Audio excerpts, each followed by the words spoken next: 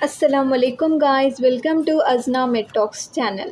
आज मैं आप लोग को बी फार्मेसी फोर्थ सेमेस्टर में फार्माकोलॉजी के सब्जेक्ट में एंटी साइकोटिक्स के बारे में पढ़ा रही हूँ। फर्स्ट ऑफ ऑल हम लोग एंटी साइकोटिक्स को पढ़ने से पहले साइकोसिस क्या है, उसके पाथवेज क्या है एंड मैकेनिज्म क्या है, एंटी साइकोटिक्स क्या है और उसके क्लासिफिकेशंस क्या है, वो सब कुछ हम लोग डिटेल से देखेंगे। ओके। फर्स्ट ऑफ ऑल हम लोग साइकोसिस में हम लोग डेफिनेशन जानेंगे कि आखिर साइकोसिस होता क्या है। साइकोसिस एक मेंटल कंडीशन है जिसमें एक पर्सन लॉस हो जाता है अपनी रियलिटी से, जो कि अपनी रियलिटी में से कांटेक्ट वो खो देता है, मतलब अपनी थिंकिंग में, अपनी ही मूड में, डिस्टर्बेंस में रहता है। फर्स्ट ऑफ ऑल हम लोग इसका डेफिनेशन क्या लिख सकते हैं, ये एक मेंटल कंडीशन है। हम लोग क्या लिख सकते हैं, it is a mental condition. It is a mental condition in which a person loses contact from reality. Okay, हम लोग ये डेफिनेशन लिख दे सकते हैं। क्या लिखा है मैंने, ये एक मेंटल कंडीशन है जिसमें एक पर्सन लॉस हो जाता है अपना कांटेक्ट फ्रॉम रियलिटी से। इसका हम लोग डेफिनेशन लिख दे सकते हैं। एक्चुअली ये साइकोसिस के सिम्टम्स क्या होते हैं हम लोग देखेंगे। साइकोसिस के सिम्टम्स क्या हो सकते हैं, मतलब वो लोग थिंकिंग में और मूड में और इमोशंस में, उन सब चीज़ों में डिस्टर्बेंस हो जाता है। हम लोग को डिस्टर्बेंस देख सकते हैं और हम लोग इनमें हैलुसिनेशंस देख सकते हैं। क्या देख सकते हैं, हैलुसिनेशंस एंड डिल्यूशंस के सिम्टम्स हम देख सकते हैं। हैलुसिनेशंस मतलब क्या है, हैलुसिनेशन मतलब एक पर्सन फील करता है कि उसके सामने और एक पर्सन है और वो पर्सन इन पर्सन के साथ बात कर रहा है या फिर उन्हें कुछ आवाज़ें सुनाई देती है। एक्चुअली उधर कोई भी एक पर्सन होता नहीं है और आवाज़ कुछ भी रहती नहीं है, बट वो फील करते हैं ऐसा कि वो एक इंसान उनके साथ तो बात कर रहा है। ऐसा वो फील करते हैं। इसे ही हम क्या बोलते हैं, हैलुसिनेशंस बोलते हैं। और डिल्यूशंस मतलब क्या है, एक फॉल्स बिलीफ। ये भी एक हैलुसिनेशंस की जैसे हम लोग बोल सकते हैं, मतलब एक फॉल्स बिलीफ, जो भी वो हकीकत में नहीं होता है बट वो बिलीव करते हैं कि ये हो रहा है, तो इसे भी हम लोग बोल सकते हैं। ओके। इसका हम लोग सिम्टम्स में हम लोग ने देख लिया है। और इसमें साइकोसिस के कंडीशंस में हम लोग क्या देख सकते हैं, सिजोफ्रेनिया भी देख सकते हैं। सिजोफ्रेनिया भी एक थिंकिंग पावर लॉस हो जाना, थिंकिंग पावर भी इसमें क्या हो जाती है, लॉस हो जाती है। और इसमें हम लोग बाइपोलर डिसऑर्डर भी देख सकते हैं। बाइपोलर डिसऑर्डर मतलब क्या है, ये बाइपोलर डिसऑर्डर मतलब ये एक मैनिया और डिप्रेशन को मिला के हम लोग इसे बाइपोलर डिसऑर्डर कहते हैं, जिसमें मैनिया और डिप्रेशन रहता है, पागलपन और डिप्रेशन दोनों को मिला के हम बाइपोलर डिसऑर्डर देखते हैं। ये हम लोग साइकोसिस में भी देख सकते हैं। ओके। और इसमें थिंकिंग पावर लॉस हो जाना, ओके, थिंकिंग पावर लॉस हो जाना एंड स्ट्रेस की वजह से भी हम लोग साइकोसिस देख सकते हैं। और सब्सटेंस को अब्यूज़ करने की वजह से भी हम लोग देख सकते हैं। जैसे कि एग्जांपल हम लोग अल्कोहल ले लेंगे, उसको ज़्यादा कंजप्शन करने की वजह से भी लोग क्या हो जाते हैं, साइकोसिस हो जाते हैं। ठीक है। ये है, मैंने क्या पढ़ा है आपको, साइकोसिस पढ़ा है। साइकोसिस का डेफिनेशन क्या है, ये एक मेंटल कंडीशन है जिसमें एक पर्सन लॉस हो जाता है फ्रॉम इट्स रियलिटी। सिम्टम्स क्या है इसके, थिंकिंग, मूड, इमोशंस सब में डिस्टर्बेंस हो जाता है, मूवमेंट्स में भी डिस्टर्बेंस हो जाता है। इसके हम लोग हैलुसिनेशन, डिल्यूशंस, ये सब हम लोग सिम्टम्स देख सकते हैं। और इसमें हम लोग सिजोफ्रेनिया देख सकते हैं, बाइपोलर डिसऑर्डर देख सकते हैं जिसमें मैनिया, डिप्रेशन होता है और स्ट्रेस की वजह से भी हो सकता है या फिर सब्सटेंस के अब्यूज़ करने की वजह से भी हो सकता है। ठीक है। फर्स्ट ऑफ ऑल हम लोग ने डेफिनेशन को जान लिया है कि वो क्या है। नेक्स्ट हमें क्या जानना है, साइकोसिस का पाथवे को हमें जानना है। Okay. Let's discuss the pathways of साइकोसिस। पाथवेज हम लोग इसमें क्या देख सकते हैं, इसमें हम लोग मीसोलिम्बिक, फर्स्ट ऑफ ऑल हम लोग mesolimbic pathway,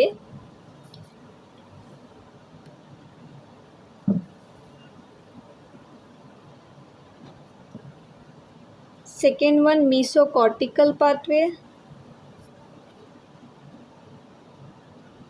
third one is nigrostriatal pathway, and fourth one is tuber-infundibular pathway.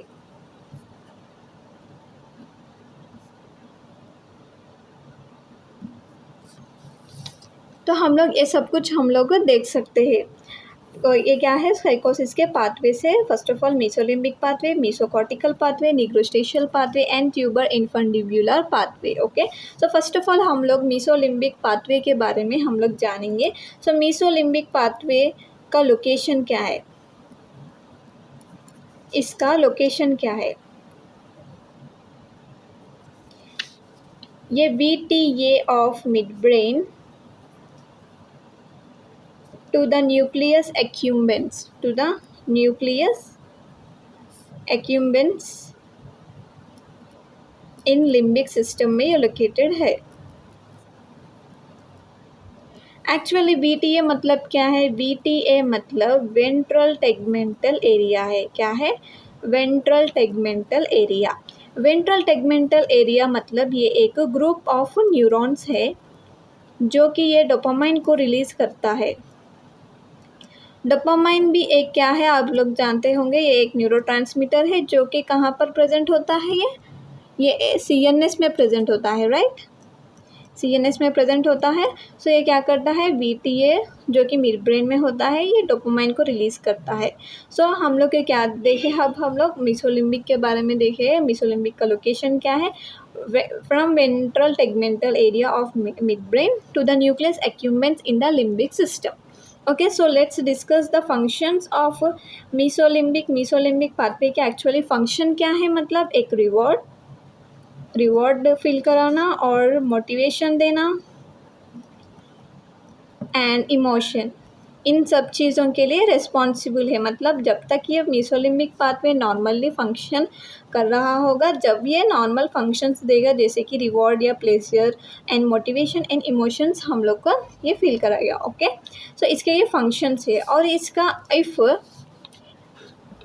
Dopamine, अब इस इन मीसोलिम्बिक पाथवे में अगर डोपामाइन के लेवल्स इंक्रीज़ हो जाए, डोपामाइन के लेवल्स इफ़ इंक्रीज़ हो जाए तो हम लोग इसमें पॉजिटिव सिम्टम्स देख सकते हैं। कौन से symptoms? Positive symptoms. Positive symptoms मतलब कौन से सिम्टम्स हम लोग देख सकते हैं? हैलुसिनेशंस एंड डिल्यूशंस को हम लोग देख सकते हैं। हैलुसिनेशंस एंड डिल्यूशंस के पॉजिटिव सिम्टम्स को देख सकते हैं। सो एक्चुअली साइकोसिस किस पे डिपेंड करता है? डोपामाइन के इंक्रीज़ या डिक्रीज़ हो जाने की वजह से भी हम लोग साइकोसिस देख सकते हैं। सो इसमें मीसोलिम्बिक पाथवे जब तक ये नॉर्मल फंक्शंस देगा, नॉर्मली होगा, साइकोसिस के सिम्टम्स नहीं आएंगे। जब ये मीसोलिम्बिक पाथवे में डोपामाइन के लेवल्स इंक्रीज़ हो जाएंगे तब हम लोग पॉजिटिव सिम्टम्स देखेंगे जैसे कि हैलुसिनेशंस एंड डिल्यूशंस। ओके, सो ये मीसोलिम्बिक पाथवे फर्स्ट पाथवे ने हम लोग ने कंप्लीट कर दिया है। Okay, so let's discuss the second pathway, that is mesocortical pathway. mesocortical pathway मतलब इसका भी लोकेशन हम लोग देखेंगे। इसका लोकेशन क्या है? ये भी VTA से है, ventral tegmental area in mid brain, ventral tegmental area in mid brain to the prefrontal cortex. Okay, इसका ये लोकेशन है। सो VTA मैंने आपको बोला है ये वेंट्रल टेगमेंटल एरिया है जो कि ये डोपामाइन को रिलीज़ करता है। अब इसके फंक्शंस क्या है? मीसोकॉर्टिकल का फंक्शंस क्या है? ये थिंकिंग के लिए रिस्पॉन्सिबल है, थिंकिंग के लिए और डिसीजन मेकिंग के लिए, एंड इमोशंस को ये क्या करता है? रेगुलेट करता है। ओके, इमोशंस को ये क्या करता है? रेगुलेट करता है। तो एक्चुअली इसका फंक्शन ये है। सो इफ़ अगर इस पाथवे में डोपामाइन के लेवल्स डिक्रीज़ हो जाए, इस पाथवे में डोपामाइन के लेवल्स इफ़ डिक्रीज़ हो जाए तो हम लोग नेगेटिव सिम्टम्स को देखेंगे। नेगेटिव सिम्टम्स को देखेंगे जैसे कि social withdrawal and cognition problems. Cognition problems मतलब मेमोरी लॉस हो जाना। ओके, सो ये हम लोग देख सकते हैं। तो मैंने क्या बोला है आपको? मीसोकॉर्टिकल पाथवे के बारे में पढ़ा है। सो लोकेशन क्या है? Ventral tegmental area in the mid brain to the prefrontal cortex तक है लोकेटेड है। फंक्शन क्या है, थिंकिंग, डिसीजन मेकिंग के लिए, इमोशंस को ये रेगुलेट करता है। इफ़ ये पाथवे में डोपामाइन के लेवल्स डिक्रीज हो जाए तो हम लोग नेगेटिव सिम्टम्स को देख सकते हैं, जैसे कि सोशल विथड्रॉल, कॉग्निशन प्रॉब्लम्स को हम लोग देख सकते हैं। तो ये पाथवे हम लोग ने कंप्लीट कर दिया है। कौन सा पाथवे, मेसोकॉर्टिकल पाथवे। नेक्स्ट कौन सा पाथवे है, निग्रोस्ट्रेशियल पाथवे को हम लोग डिस्कस करेंगे।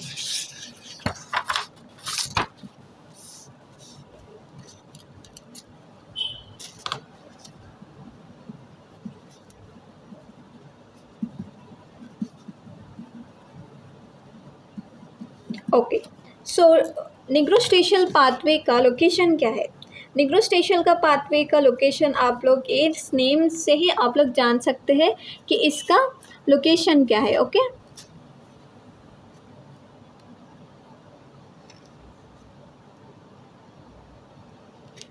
सो इसका लोकेशन क्या है, ये भी substantia nigra to the striatum ये लोकेटेड है। Okay, substantia nigra to the striatum ये लोकेटेड है। और इसके फंक्शंस क्या है, ये कंट्रोल करता है मूवमेंट को, एंड मोटर फंक्शंस को। ओके, कंट्रोल करता है मूवमेंट एंड मोटर फंक्शंस को। अगर इस पाथवे में हम लोग डोपामाइन को ब्लॉक कर देंगे तो यहाँ पर हम लोग अबनॉर्मल मूवमेंट्स देख सकते हैं। इस पाथवे में अगर डोपामाइन ब्लॉक हो गया है, असल डोपामाइन रिलीज ही नहीं हो रहा है, तो हम लोग इसमें अबनॉर्मल मूवमेंट्स को देख सकते हैं। अबनॉर्मल मूवमेंट्स में हम लोग जैसे कि एग्जांपल्स क्या ले सकते हैं, पार्किंसन डिसीज़ को हम लोग बोल सकते हैं। पार्किंसन डिसीज़ एंड ट्रिमर्स को हम लोग देख सकते हैं।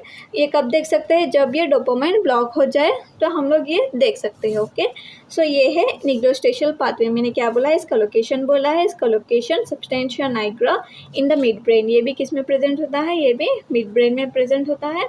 Substantia nigra mid brain to the striatum. Okay, तो इसके फंक्शंस क्या है, कंट्रोल करता है मूवमेंट को और मोटर फंक्शंस को। और इसका पाथवे क्या है, डोपामाइन। अगर इस पाथवे में डोपामाइन ब्लॉक हो जाए तो अबनॉर्मल मूवमेंट्स हम लोग देख सकते हैं। उसका एग्जांपल क्या है, Parkinson disease and tremors. Okay, so let's discuss the fourth pathway, that is what, tuber-infundibular pathway.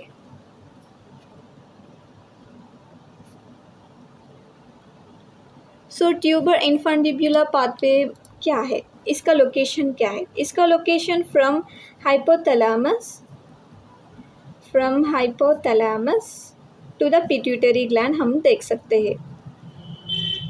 Okay, pituitary gland. सो यहाँ पर हम लोग इसका लोकेशन हम लोग ने देखा है। अब फंक्शंस भी देखेंगे। ये क्या करता है, ये प्रोलैक्टिन को रिलीज़ करता है। ओके, ये प्रोलैक्टिन को रिलीज़ करता है, मेंटेन करता है प्रोलैक्टिन के लेवल्स को।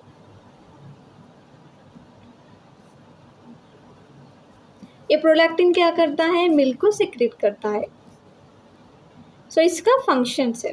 सो इफ़ ये पाथवे में भी अगर डोपामाइन ब्लॉक हो जाए, इस पाथवे में भी अगर डोपामाइन ब्लॉक हो जाए तो हम लोग क्या देख सकते हैं, इसमें हम लोग मेंस्ट्रुअल प्रॉब्लम्स देख सकते हैं और ब्रेस्ट एनलार्जमेंट देख सकते हैं। ओके, और हाइपर प्रोलैक्टीनिया भी हम लोग देख सकते हैं, प्रोलैक्टीनीमिया। ठीक है, ये सब कुछ हम लोग प्रॉब्लम्स देख सकते हैं। तो मैंने आपको क्या बोला है, ट्यूबर-इन्फंडिबुलर पाथवे के बारे में पढ़ाया है। सो यहाँ पर हम लोग क्या देख सकते हैं, इसका लोकेशन देख सकते हैं, from hypothalamus to the pituitary gland. So इसका फंक्शंस क्या है, प्रोलैक्टिन को रिलीज़ करना एंड मेंटेन करना प्रोलैक्टिन के लेवल्स को। सो ये मिल्क को सेक्रेट करता है। एंड इसका पाथवे में अगर डोपामाइन ब्लॉक हो जाए तो मेंस्ट्रुअल प्रॉब्लम्स, ब्रेस्ट एनलार्जमेंट हम लोग देख सकते हैं। सो ये क्या है, पाथवे से। वंस अगेन मैं आपको रिवाइज करा दूंगी कि हम लोग ने ये पाथवेज क्या क्या पढ़ा है। हमने 4 पाथवेज को हमने डिस्कस किया है, mesolimbic pathway, mesocortical pathway, nigrostriatal pathway, tuber infundibular pathway.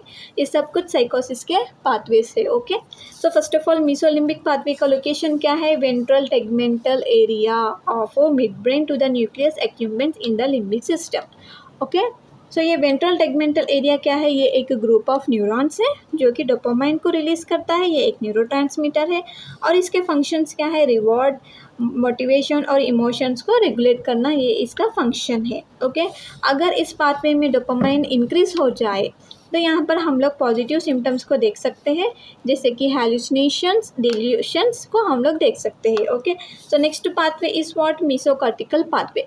Mesocortical pathway का लोकेशन क्या है, from VTA in mid brain to the prefrontal cortex. So इसका फंक्शन क्या है, थिंकिंग, डिसीजन मेकिंग और इमोशंस को रेगुलेट करना। इफ़ ये पाथवे में डोपामाइन डिक्रीज हो जाए, इसके लेवल्स कम हो जाए, तो हम लोग नेगेटिव सिम्टम्स को देख सकते हैं, जैसे कि social withdrawal, cognition problems and memory loss को ये हम लोग देख सकते हैं। ओके, तो नेक्स्ट पाथवे कौन सा है, निग्रोस्ट्रेशियल पाथवे। निग्रोस्ट्रेशियल पाथवे में क्या हो रहा है, निग्रोस्ट्रेशियल पाथवे में लोकेशन क्या है, substantia nigra, from substantia nigra of mid brain to the stratum.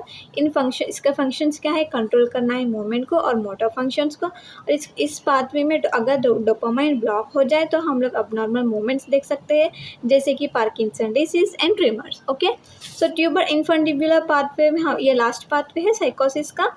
इसका लोकेशन क्या है, from hypothalamus to the pituitary gland.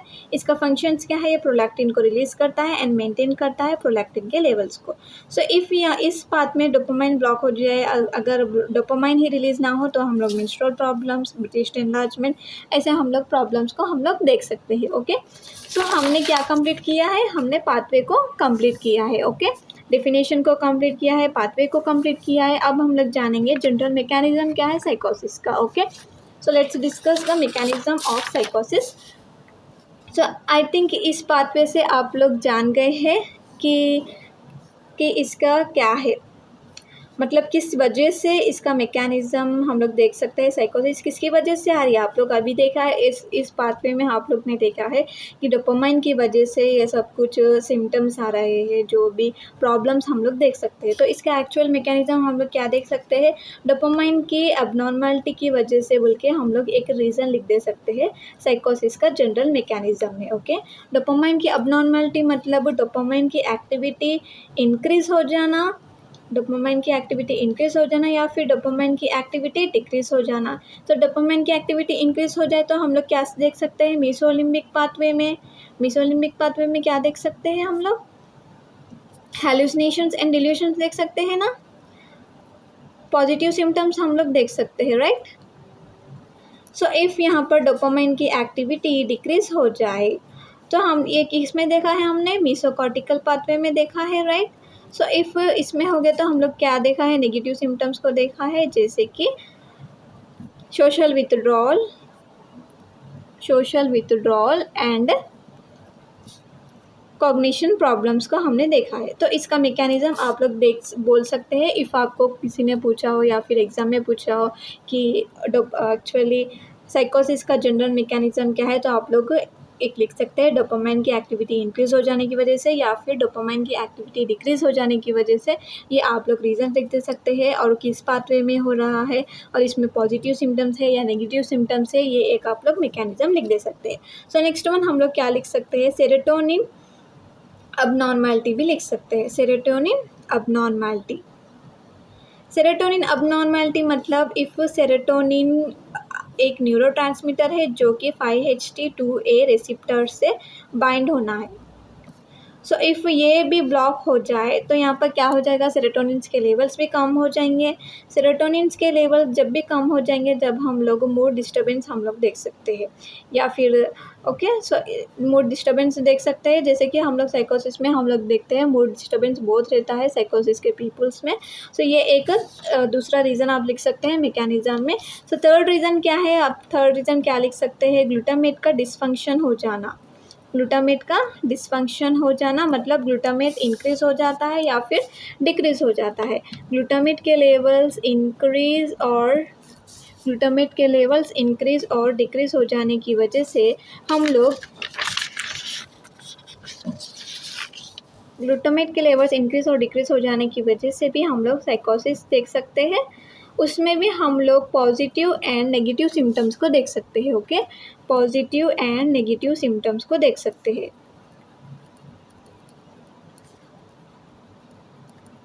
ठीक है, पॉजिटिव और नेगेटिव सिम्टम्स को देख सकते हैं। सो इसमें भी हम लोग कॉग्निशन प्रॉब्लम, थिंकिंग प्रॉब्लम, ये सब कुछ हम लोग देख सकते हैं। तो फर्स्ट ऑफ ऑल अगर आपको एग्जाम में पूछा हो तो जनरल मैकेनिज्म क्या है साइकोसिस का आपको पूछेंगे, तो आप लोग क्या लिखेंगे? फर्स्ट ऑफ ऑल डोपामाइन की एक्टिविटी इंक्रीज या डिक्रीज हो जाना, किस पाथ में हो जा रहा वो लिख दीजिए, और इसके सिम्टम्स क्या है, क्या आ सकते हो लिख दीजिए, और सेरोटोनिन अबनॉर्मैलिटी की वजह से होता है, मूड डिस्टर्बेंस की वजह से हो जाता है, ये रीज़न लिख दीजिए। एंड ग्लूटामेट का डिसफंक्शन हो जाने की वजह से भी हम लोग पॉजिटिव एंड नेगेटिव सिम्टम्स देख सकते हैं, ये भी एक आप रीज़न लिख दे सकते हैं। तो फाइनली हम लोग ने साइकोसिस क्या है और उसका पाथवे क्या है और मैकेनिज्म क्या है, ये हम लोग ने डिस्कस कर लिया है। सो नेक्स्ट हम लोग एंटीसाइकोटिक्स के बारे में डिस्कस करेंगे। एंटीसाइकोटिक्स क्या है वो हम लोग डिस्कस करेंगे। ओके, सो एंटीसाइकोटिक्स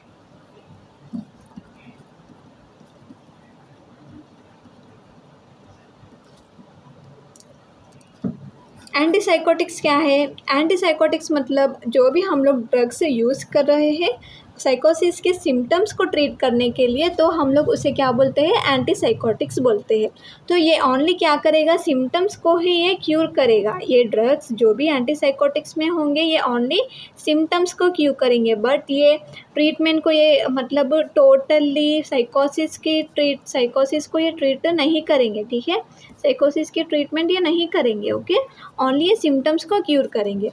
सो इस एंटीसाइकोटिक्स मतलब आपको पूछे तो आप लोग क्या बोलेंगे? These are the drugs which are useful for the treatment of symptoms of साइकोसिस। ओके, सो अब इसमें हम लोग इसमें भी क्लासिफिकेशन होता है। एंटीसाइकोटिक्स में कौन से क्लासिफिकेशंस रहते हैं? 2 टाइप्स ऑफ क्लासिफिकेशंस रहते हैं। ओके, सो कौन से दो टाइप्स ऑफ क्लासिफिकेशन हम लोग देख सकते हैं। फर्स्ट ऑफ ऑल एक typical and atypical.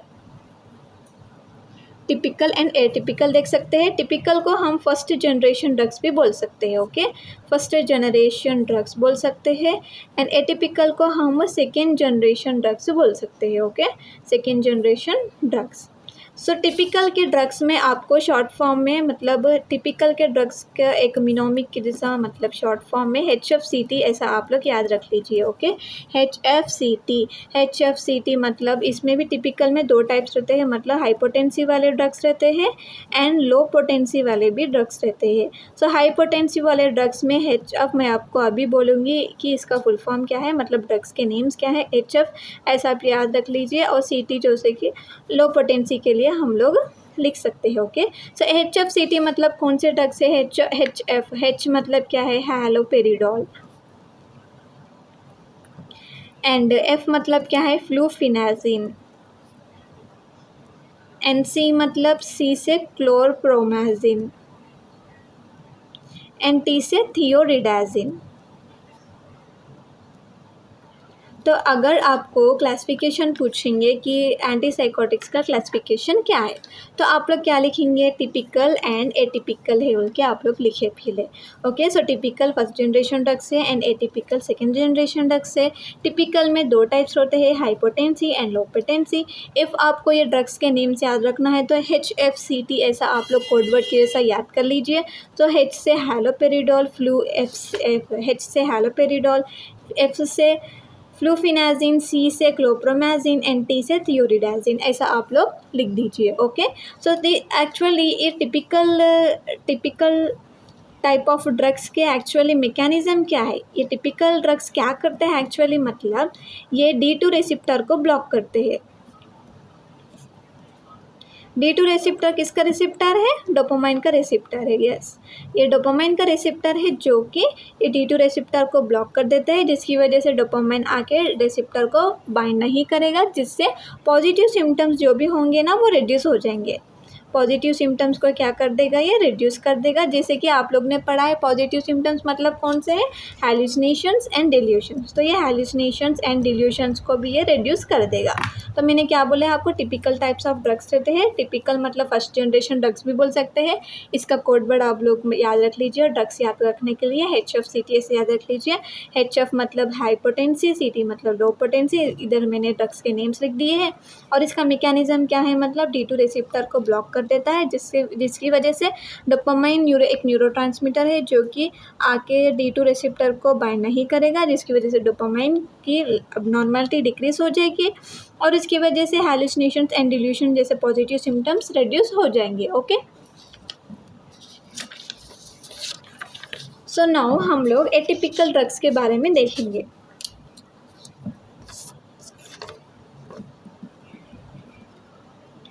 Atypical drugs, सो इसमें एटिपिकल मतलब क्या है, ये सेकेंड जनरेशन ड्रग्स है। ओके, ये क्या है, ये सेकेंड जनरेशन के ड्रग्स है।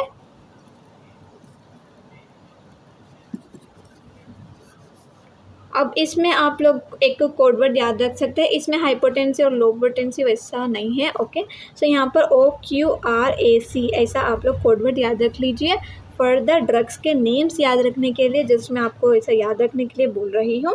सो O से आप लोग क्या लिख सकते हैं, O से ओलैंज़ापीन। ओके, याद रख लीजिए, O से ओलैंज़ापीन, Q से क्यूटीअपीन। ओके, क्यूटीअपीन। R से रिस्पेरिडोन, R से क्या है, रिस्पेरिडोन। एंड A से क्या है, A से एरिपीप्राज़ोल, A से क्या है, एरिपीप्राज़ोल। एंड C से क्या आता है, क्लोज़ापाइन। ओके, C से क्या आता है, क्लोज़ापाइन। सो एटिपिकल के ड्रग्स कौन से हैं, सेकेंड जनरेशन वाले ड्रग्स है। एटिपिकल के कौन से सेकेंड जनरेशन वाले ड्रग्स है, OQRAC। सो O से ओलैंज़ापाइन, Q से क्यूटीअपाइन एंड R से रिस्पेरिडोन, A से एरिपीप्राज़ोल, C से क्लोज़ापाइन। सो ये क्या है, एटिपिकल वाले ड्रग्स है। इसका मैकेनिज़्म क्या है, एटिपिकल वाले ड्रग्स का मैकेनिज़्म क्या है, एक्चुअली ये ड्रग्स क्या करते हैं, ये ड्रग्स भी D2 रिसेप्टर को ब्लॉक करते हैं। D2 रिसेप्टर क्या है, डोपामाइन का रिसेप्टर है ना, यस। सो ये भी D2 रिसेप्टर को ब्लॉक करते हैं। एंड सेरोटोनिन के 5-HT2A रिसेप्टर को भी ये क्या करते हैं, ब्लॉक कर देते हैं। ठीक है, 5-HT2A रिसेप्टर को भी ये ब्लॉक कर देते हैं, जिसकी वजह से मूड डिस्टर्बेंस जो भी हो रहा था ना, वो भी ये दूर हो जाएगा। ठीक है, ओके, तो ये है। तो हमने क्या डिस्कस किया है, क्लासिफिकेशन को डिस्कस किया है, एंटीसाइकोटिक्स के क्लासिफिकेशन को डिस्कस किया है। एंटीसाइकोटिक्स में कौन से क्लासिफिकेशन है, टिपिकल एंड एटिपिकल वाले ड्रग्स है। टिपिकल क्या है, फर्स्ट जनरेशन ड्रग्स है। एटिपिकल क्या है, सेकेंड जनरेशन ड्रग्स है। टिपिकल में कौन से ड्रग्स है, हाइपोटेंसी, लो पोटेंसी। एंड सो इसमें HFCT ऐसा आप लोग याद रख लीजिए, हैलोपेरिडोल, फ्लूफेनाजिन, क्लोप्रोमाजिन, थियोरिडाजिन। मैकेनिज्म क्या है, D2 रिसेप्टर को ब्लॉक कर देता है। ओके, ये पॉजिटिव सिम्टम्स को रिड्यूस कर देता है। ओके, तो ये मैंने बोल दिया है। और एटिपिकल वाले ड्रग्स कौन से, सेकेंड जनरेशन वाले ड्रग्स है, OQRAC, ओलैंज़ापाइन, क्यूटीअपाइन, रिस्पेरिडोन, एरिपीप्राज़ोल, क्लोज़ापाइन। तो ये मैकेनिज्म क्या है, D2 रिसेप्टर को ब्लॉक कर देता है, डोपामाइन का, सेरोटोनिन 5-HT2A रिसेप्टर को भी ब्लॉक कर देता है, जिसकी वजह से मूड डिस्टर्बेंस में कम हो जाएंगे। और ये एक्चुअली नेगेटिव सिम्टम्स को ये क्या कर देता है, रिड्यूस कर देता है। नेगेटिव सिम्टम्स को क्या कर देता है, रिड्यूस कर देता है, जैसे कि social withdrawal and cognition problems जो भी रहते हैं ना, उसे ये रिड्यूस कर देगा। ओके, तो ये मूड डिस्टर्बेंस को भी ये रिड्यूस कर देगा। तो ये है क्लासिफिकेशन। ओके, तो हमने क्या सब कुछ हमने कंप्लीट किया है, सब कुछ हमने यहाँ पर कंप्लीट किया है। यस, यहाँ पर देखिए साइकोसिस क्या है हमने पढ़ा है, पाथवेज, इनके पाथवेज क्या है हमने ब्रीफली एक्सप्लेन किया है, और मैकेनिज्म क्या है, और इसका एंटीसाइकोटिक्स क्या है, और इसके क्लासिफिकेशन भी हमने डिटेल से पढ़ा है। मैंने एक्चुअली आपको अच्छे से नोट्स लिखा है, वो भी मैं आपको डिस्क्रिप्शन बॉक्स में आपको मैं लिख दूँगी। ओके, मतलब डाल दूँगी, आप लोग चेकआउट कीजिएगा। मैं आपको एक बार आपको ऐसा रिवाइज़ करा दूँगी, मैंने क्या पढ़ाया था आपको, साइकोसिस क्या है ऐसा मैंने पढ़ाया था। सो साइकोसिस क्या है, ये एक मेंटल कंडीशन है जो कि characterise by loss of contact with the reality, जैसे कि मैंने आपको कहा है रियलिटी से खो देते हैं, और इसमें थिंकिंग और परसेप्शन, इमोशंस एंड बिहेवियर में डिस्टर्बेंसेस हो जाता है। तो साइकोसिस में हम लोग सिम्टम्स कौन से देख सकते हैं, डिल्यूशंस एंड हैलुसिनेशंस देख सकते हैं। ओके, तो यहाँ पर हम लोग सिम्टम्स, यहाँ पर schizophrenia, bipolar disorder, stress, substance abuse भी हम लोग देख सकते हैं। Okay, substance abuse. तो इसका जनरल मैकेनिज्म क्या है, डोपामाइन की एक्टिविटी इंक्रीज हो जाने की वजह से मिसोलिम्बिक पाथवे में। सो यहाँ पर हम लोग डोपामाइन की इंक्रीज़ हो जाने की वजह से हम लोग पॉजिटिव सिम्पटम्स देख सकते हैं, जैसे कि डिल्यूशंस, हैलुसिनेशंस एंड डोपामाइन की एक्टिविटी डिक्रीज़ हो जाने की वजह से मेसोकॉर्टिकल पाथवे में हम लोग यहाँ पर देखिए डोपामाइन की एक्टिविटी डिक्रीज़ हो जाने की वजह से हम लोग यहाँ पर नेगेटिव सिम्पटम्स देख सकते हैं, जैसे कि मोटिवेशन लैक हो जाना, सोशल विथड्रॉल हो जाना एंड सेरोटोनिन इम्बैलेंस भी हम लोग देख सकते हैं, जिसकी वजह से मूड और साइकियाट्रिक डिसऑर्डर्स हम लोग देख सकते हैं 5-HT2 ये रिसेप्टर की वजह से। ओके, मतलब इम्बैलेंस हो जाता है ये। सो यहाँ पर ग्लूटामेट डिसफंक्शन की वजह से हम लोग कॉग्निशन प्रॉब्लम्स देख सकते हैं। साइकोसिस का भी ये रोल करता है साइकोसिस आने में। ये both positive and negative symptoms को ये क्या करता है, ये रिड्यूस कर देता है। ओके, सो हम लोग ने क्या पढ़ा था और पाथवेज पढ़ा था, मीसोलिम्बिक पाथवे। मीसोलिम्बिक पाथवेज को कितने पाथवेज रहते हैं, मैंने बोला था मीसोलिम्बिक पाथवे। ये सब कुछ मैंने आपको पढ़ाया है ना, तो आप लोग देख सकते हैं। मैं यहाँ पर शॉर्ट में भी आपको कंक्लूजन में भी मैंने आपको लिखा है, आप लोग अच्छे से देख सकते हैं। देखिए, टू मच डोपामाइन मतलब टू मच डोपामाइन के लेवल्स इंक्रीज हो जाने की वजह से किसमें, मीसोलिम्बिक पाथवे में हो जाने की वजह से हम लोग पॉजिटिव सिम्टम्स देख सकते हैं, और डोपामाइन की लेवल्स कम हो जाने की वजह से मेसोकॉर्टिकल पाथवे में हम लोग नेगेटिव सिम्टम्स देख सकते हैं, और डोपामाइन ब्लॉक हो जाने की वजह से निग्रोस्ट्रेशियल और ट्यूबर इन्फंडिबुलर पाथवे में मूवमेंट और हार्मोनल साइड इफ़ेक्ट्स भी देख सकते हैं। मैंने कहा है ना, मेंस्ट्रुअल प्रॉब्लम्स हो सकते हैं और या ब्रेस्ट एनलार्जमेंट हो सकते हैं, तो ये सब कुछ हम लोग देख सकते हैं।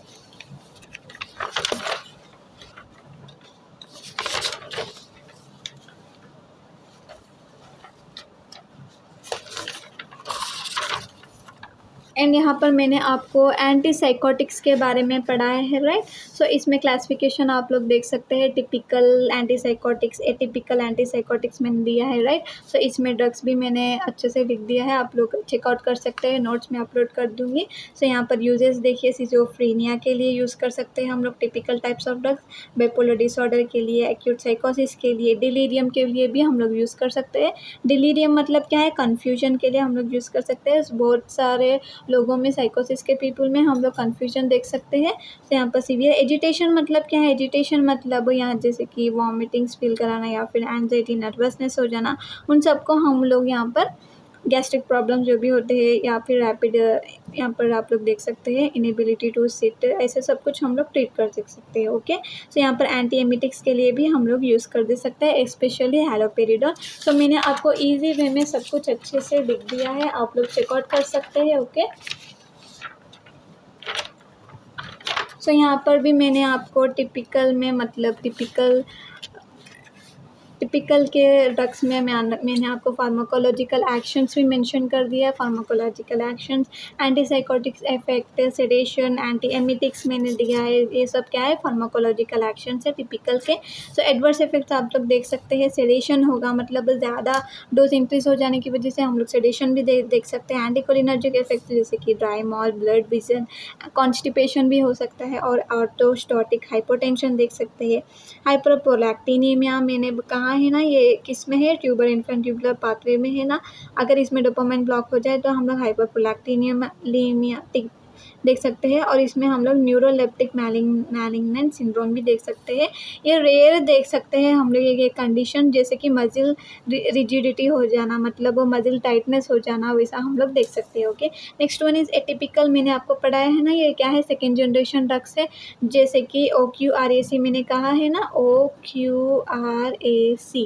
ओ मतलब क्या है, ओलैंज़ापाइन, एंड क्यू मतलब क्यूटीएपाइन, सो आर मतलब रिस्पेरिडोन, ए मतलब क्या है, एरिपीप्राज़ोल, सी मतलब क्या है, क्लोज़ापिन। ओके, सो यहाँ पर मैकेनिज्म ऑफ एक्शन क्या है, D2 रिसेप्टर को ब्लॉक कर देता है, जिसकी वजह से पॉजिटिव एंड नेगेटिव सिम्टम्स को ये रिड्यूस कर देता है, जैसे कि emotional withdrawal, lack of motivation को। ठीक है, मैंने आपको बोला है ना। सो ये सब कुछ आप लोग देख सकते हैं। सो इसका भी एटिपिकल का भी मैंने आपको यूजेस दे दिया है अच्छे से। यूजेस क्या है, सिजोफ्रेनिया, बाइपोलर डिसऑर्डर, एक्चुअली ये थोड़ा थोड़ा टिपिकल एंड एटिपिकल के फार्माकोलॉजिकल एक्शंस या यूजेस थोड़े बहुत सेम होंगे, आप लोग चेकआउट कीजिएगा। तो यहाँ पर फार्माकोलॉजिकल एक्शंस, एंटीसाइकोटिक्स इफेक्ट्स या फिर mood stabilisation and cognitive improvement के लिए हम लोग देख सकते हैं। ओके, सो इसके एडवर्स इफेक्ट क्या होंगे, मेटाबॉलिक सिंड्रोम देख सकते हैं, ओके। एडवर्स इफेक्ट मतलब साइड इफेक्ट्स, राइट। सो वेट गेन हम लोग देख सकते हैं, हाइपरग्लाइसीमिया देख सकते हैं, ओके। Sedation, okay. ग्रैन्युलोसाइटोसिस मतलब न्यूट्रोफिल्स के लेवल्स कम हो जाना। क्यूटी प्रोलॉन्गेशन मतलब एरिथमियास हो जाना। एरिथमियास मतलब क्या है, हार्ट बीट इरेगुलर हो जाना, कभी बढ़ जाना या कभी कम हो जाना, ये सब कुछ हम लोग देख सकते हैं। तो आई होप मैंने आपको अच्छे से डिटेल से साइकोसिस क्या है, उसके पाथवेज क्या है, उसका मैकेनिज्म क्या है, सो ये सब कुछ आई थिंक आपको एंटीसाइकोटिक्स के classifications, pharmacological actions, adverse effect, uses, mechanism, I think आपको सब कुछ अच्छे से मैंने समझा दिया है। इफ़ आपको ये वीडियो आपको दिल से पसंद आया हो तो, इफ़ आपको ये अच्छा लगा हो तो, यूज़फुल लगा हो तो प्लीज़ लाइक कीजिएगा, शेयर कीजिएगा एंड सब्सक्राइब कीजिएगा एंड आपके फ्रेंड्स को भी शेयर कीजिएगा, जिसकी वजह से वो भी यूज़फुल रहेंगे, okay. So please, thank you, good bye.